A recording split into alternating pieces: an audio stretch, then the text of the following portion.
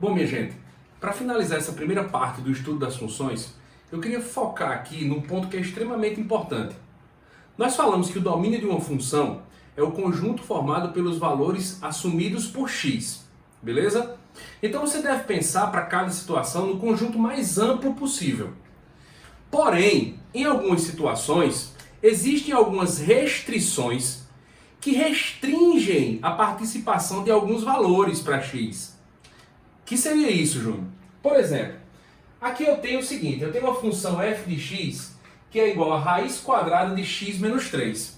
Eu te pergunto, raiz quadrada, ela sempre existe?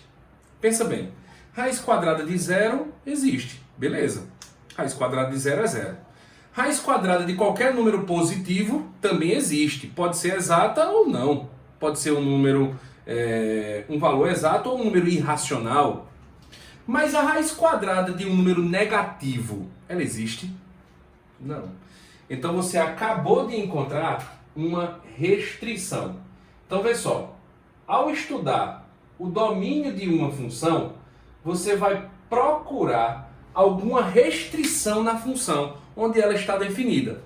Ou seja, a função f de x está definida numa raiz quadrada.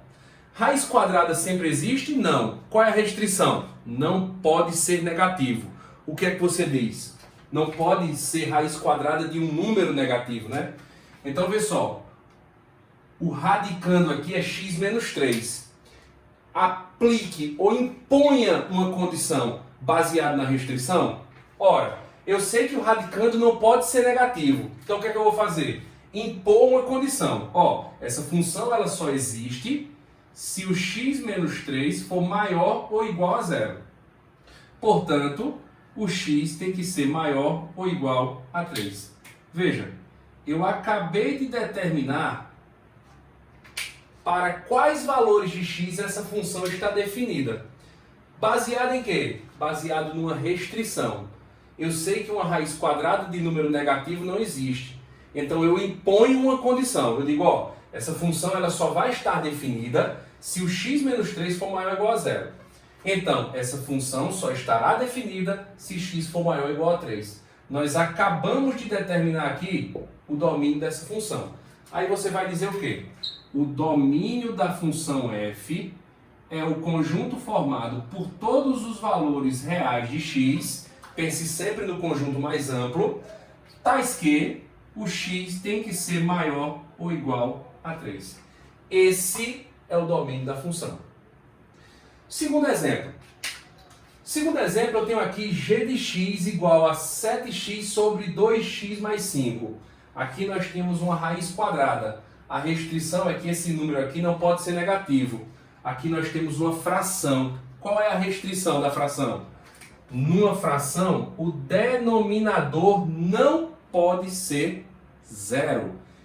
Essa seria a restrição.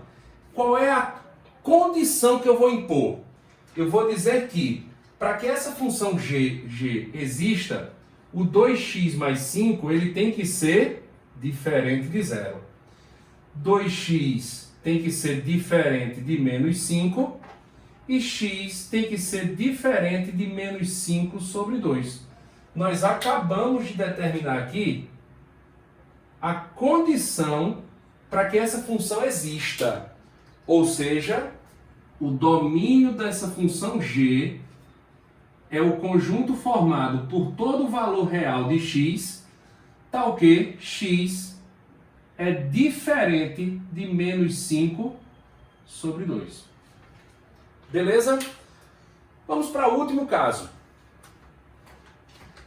Nesse caso, eu tenho o seguinte. H de x é a raiz cúbica de 4x menos 1. O que é que eu tenho que procurar?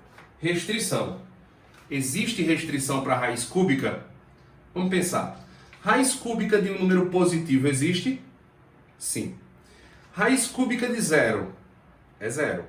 E a raiz cúbica de um número negativo existe? Se o índice for ímpar, como aqui é 3, então a raiz existirá. Raiz cúbica de menos 8, por exemplo, é menos 2. Por quê? Menos 2 vezes menos 2 vezes menos 2 dá menos 8. Então, vê só. Na raiz cúbica, raiz quinta, raiz sétima, não há restrição.